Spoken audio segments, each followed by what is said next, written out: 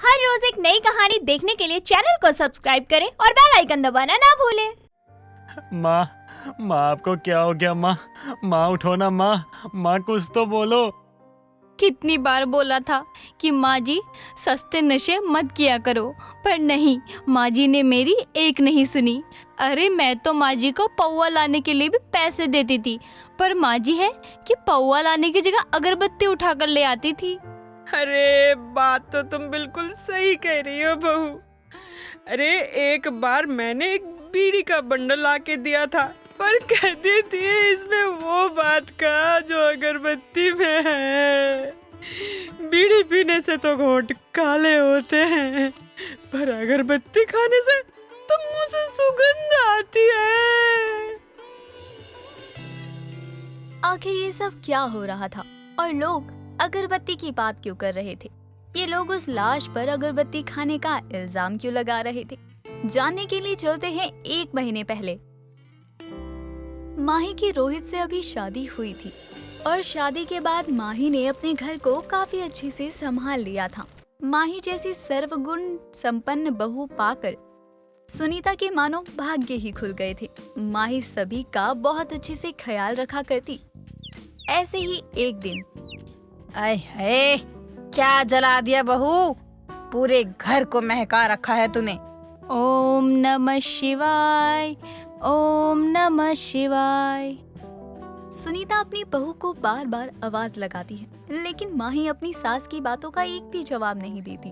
और कुछ देर बाद वो आरती की थाली लिए अपनी सास के पास जाती है और अपनी सास को आरती लेने के लिए कहती है, माँ जी आरती ले लीजिए। क्या बहू, तू जानती भी है मैं तुझे कितना आवाज लगा रही थी, लेकिन तूने मेरी एक भी नहीं सुनी। माफ करना माँ जी, पर मैं पूजा कर रही थी और मैं पूजा के समय किसी की भी बातों का कोई जवाब नहीं देती हूँ। अब क्या ही रखा है इस पूजा पाठ में? बिना मतलब के तू अपना समय बर्बाद करती है यहाँ पर। माँ जी, पूजा में ही भक्ति है और भक्ति में ही शक्ति है। पूजा करने से तो आत्मा को शांति मिलती ही है। मैं तो कहती हूँ माँ जी, आप भी पूजा पाठ किया करो। ना बहू, तू ही कर इस पूजा पाठ को। हाँ।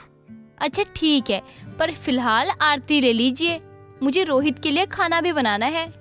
अपनी बहू की बात सुनकर सुनीता आरती लेती है और सोफे पर बैठ जाती है।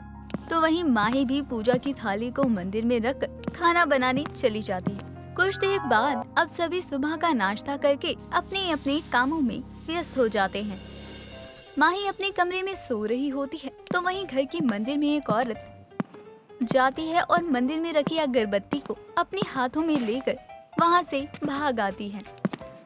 शाम को जब माही सोकर उठती है और शाम को वो पूजा करने जाती है, तो देखती है कि मंदिर में अगरबत्ती नहीं है। अरे ये क्या, मंदिर से अगरबत्ती कहाँ गायब हो गई? मैंने सुबह ही तो यहीं रखी थी। माँ जी से पूछती हूँ, क्या पता माँ जी ने अगरबत्ती कहीं रख दी हो ताकि मैं पूजा ना कर सकूं। वैसे भी इस घर में मुझे छोड़कर सभी लोग नास्तिक हैं। माँ जी, माँ जी।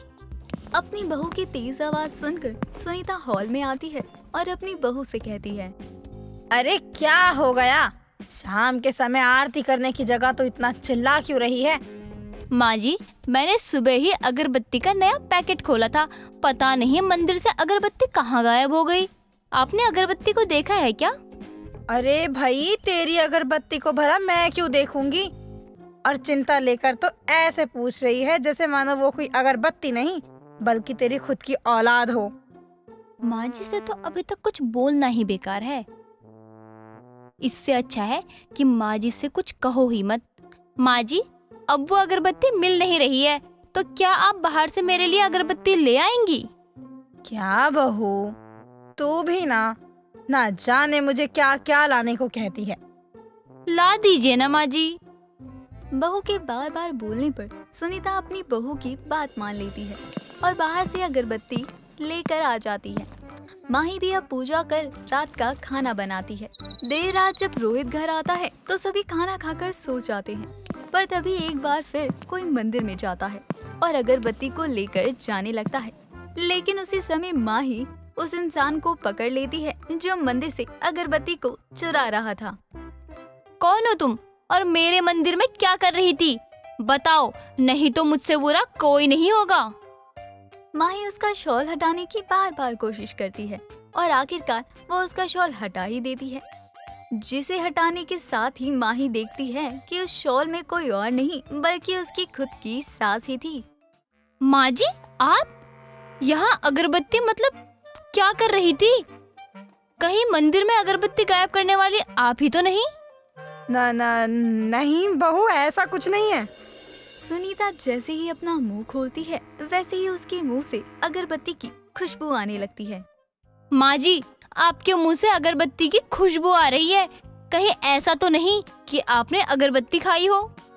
ये कैसी बात कर रही है बहू? मैं भला अगरबत्ती क्यों खाऊंगी? अरे भला अगरबत्ती कोई खाने की चीज होती है क्या? हाँ माँ जी, अगरबत्ती खाई नहीं जाती है, पर कहीं ऐसा तो नहीं कि आपने अगरबत्ती खा ली हो? सुनीता अपनी बहू का कोई जवाब नहीं देती और वहाँ से जाने लगती है। अपनी सास की ऐसी चुप्पी देखकर माही समझ जाती है और वो अपनी सास को रोककर कसम देती है। माँ जी, आपको मेरी कसम है, सच सच बताओ, आप अगरबत्ती खा रही थी ना? मैं अगरबत्ती खाती हूँ क्योंकि मुझे अगरबत्ती की खुशबू और टेस्ट दोनों ही अच्छे लगते हैं। पर माँ जी, अगरबत्ती इंसान के शरीर के लिए जहर होती है। उसमें केमिकल होता है, वो आपके शरीर को नुकसान पहुँचा सकता है। बहू मुझे मत सिखा, समझी? अब हट यहाँ से। और हाँ, कान खोल कर सुन ले। जैसे लोगों को और चीजों का नशा करने का शौक है ना, ठीक वैसे ही मुझे भी अगरबत्ती खाने का शौक है।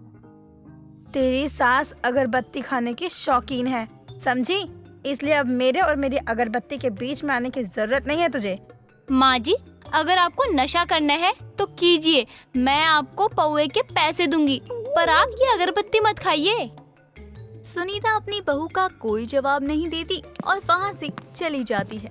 तो वहीं ये सब दूर खड़ा रोहित सुनता है, पर वो कुछ नहीं कहता और अपने कमरे में जाकर सो जाता है। अगले दिन माही अपने पति को रात की सारी बात बताती है, जिस पर रोहित कहता है, माही, रात में मैंने माँ की और तुम्हारी सारी बात सुन ली थी और रात ज़्यादा हो रही थी, इसके कारण मैंने कुछ कहा नहीं। लेकिन तुम चिंता मत करो, मैं माँ से बात करता हूँ। रोहित अब अपनी माँ के पास जाता है और बात करता है, पर सुनीता किसी की एक नहीं सुनती और अगरबत्ती का सेवन करती रहती है। समय यूं ही गुजरता है और गुजरते समय के साथ सुनीता का अगरबत्ती खाना काफी बढ़ जाता है। ऐसे ही एक दिन सुनीता अगरबत्ती खा रही होती है, तभी उसको सांस लेने में दिक्कत होने लगती है। ये मुझे क्या हो रहा है? बहू, मैं सुनीता अपनी बहू को आवाज तक नहीं लगा पाती और वहीं अपना दम तोड़ देती है।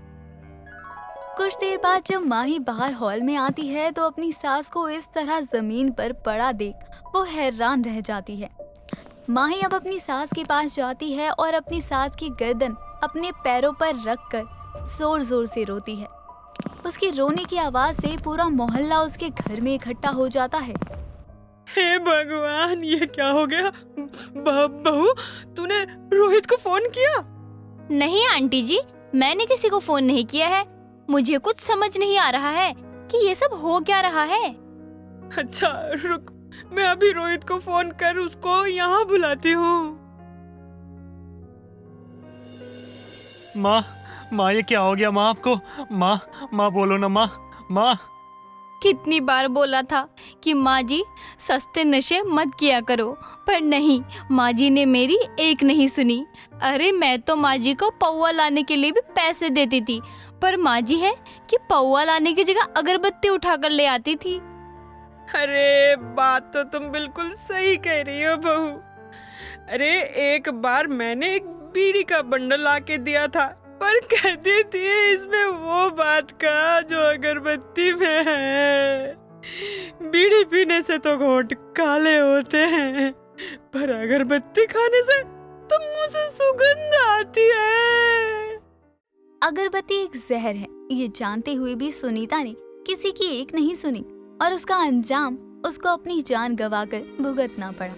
सुनीता इस दुनिया से चली जाती है, पर वो अपने पीछे अपने बच्चों को रोता हुआ छोड़ जाती है। दोस्तों, अगर आपको ये कहानी पसंद आई तो इसे लाइक करें, शेयर करें और कमेंट करके बताएं कि कहानी में आपको सबसे अच्छा क्या लगा।